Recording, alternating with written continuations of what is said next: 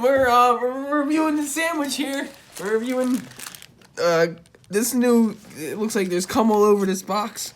Think of this tiny treasure chest filled with chicken treasures. And as you can see, there's a lot of semen on the inside. If you get all that, see it pouring down. All right, so we got this. This 3-bite eaten. Someone took 3 bites out of my sandwich. 2 donuts and a chicken breast. All right, we're gonna review this piece of shit. Oh my god.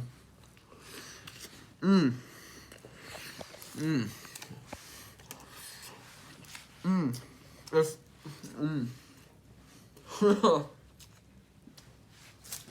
All right.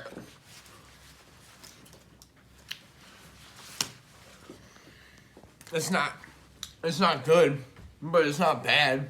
It's really sweet. Everything is deep fried and it tastes like something you get on the boardwalk. I'll give it a 7.5 out of 10. Solid sandwich. I might buy it again. Who knows? All right, guys. We'll see you on the next one.